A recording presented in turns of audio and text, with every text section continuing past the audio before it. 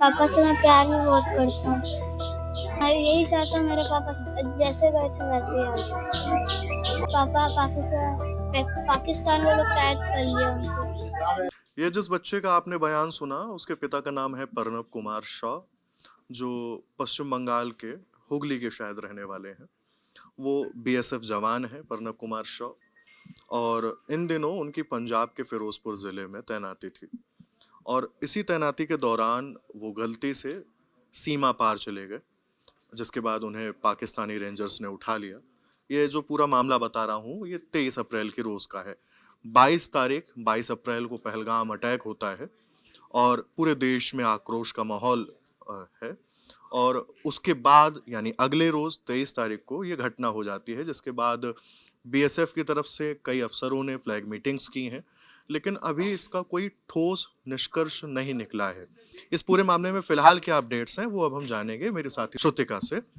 तो श्रुतिका, इस पूरे मामले में क्या अपडेट है? देखिए, जो बीएसएफ जवान हैं, जब वो वहाँ बॉर्डर पार कर गए गलती से, और उसके बाद से ही 3 फ्लैग मीटिंग्स हो चुकी हैं, लेकिन अभी तक कोई भी पॉजिटिव रिजल्ट नहीं आया है सामने। हालांकि जब भी कोई ऐसा मैटर होता है, उसके बाद सबसे पहले फ्लैग मीटिंग ही की जाती है, ताकि ये प्रूफ किया जा सके कि गलती से यानी कोई दुश्मनी की मंशा से पार नहीं किया है बॉर्डर, गलती से पार हुआ है। मतलब कोई जासूसी की मंशा नहीं है, हम्म। गलती से ये सब हुआ है। हाँ, तो जो सोर्सेज़ के हवाले से भी जानकारी है इंडिया टुडे के, उनका यही कहना है कि जो सीनियर अधिकारी हैं वो भी बातचीत कर रहे हैं, और सेंट्रल लेवल पर काफ़ी कोशिश की जा रही है कि जल्द से जल्द उनको सुरक्षित पाकिस्तान से इंडिया वो वापस आ जाएँ, पाकिस्तान उनको वापस लौटा दे। लेकिन अभी तक कोई भी एक पॉजिटिव ग्राउंड पे नहीं आए हैं। कारण इसका पहलगाम में जो आतंकवादी हमला हुआ वो भी एक है, क्योंकि तनाव की स्थिति है,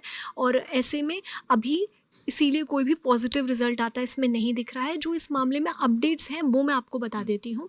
उनकी जो वाइफ है, क्योंकि उनको 4 दिन तक उनसे कोई मिलने नहीं पहुँचा था घटना के, जब वो फिरोजपुर बॉर्डर पार कर गए जवान, उसके बाद से उनके पास में, उनके परिवार के पास कोई नहीं पहुँचा था। 4 दिन बाद बीएसएफ के ऑफिशियल्स वहाँ पहुँचे, उसके बाद उनको अश्योरेंस फील होनी शुरू हुई है। फैमिली की जो तस्वीरें आई या फैमिली ने जो बातचीत की है, उसमें उन्होंने कहा है कि बीएसएफ ऑफिशियल्स ने जब हमें ये कहा, हमें ये जानकारी दी कि सेंट्रल गवर्नमेंट कोशिश कर रही है, स्टेट गवर्नमेंट कोशिश कर रही है, तो उसके बाद से हम अभी निश्चिंत हैं, हमें अभी उतनी चिंता नहीं है। हमें लगता है पूरा देश उनके लिए कोशिश कर रहा है और उन्हें वापस लेकर आएंगे। इसमें उनके पिता जो हैं और उनकी जो माता जी हैं, दोनों ने ये बात भी कही कि उन्हें बहुत गर्व है अपने बेटे पे, और उन्हें सरकार पर और उन्हें पूरे देश पर भरोसा है कि उनके बेटे को वापस ले आएंगे। हालांकि उनकी जो वाइफ है रजनी, वो काफ़ी परेशान थी। वो प्रेग्नेंट है अपने सेकेंड चाइल्ड से,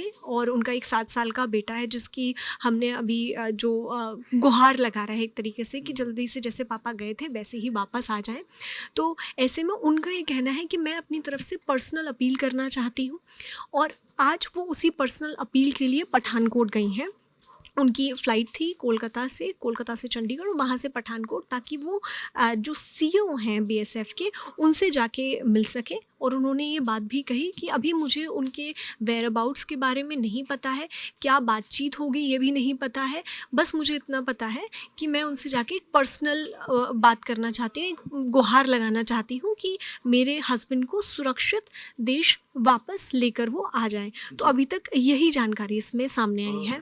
श्रुतिका, एक मेरा सवाल और है, क्योंकि जब मैं कुछ मीडिया रिपोर्ट्स पढ़ रहा था तो उसमें इस बात का जिक्र था कि जीरो लाइन के पास जब कुछ किसान मौजूद थे तो उनकी निगरानी कर रहे थे प्रणब कुमार शॉ, और इसी दौरान वो गलती से सीमा पार कर गए और उन्हें पाकिस्तानी रेंजर्स ने उठा लिया।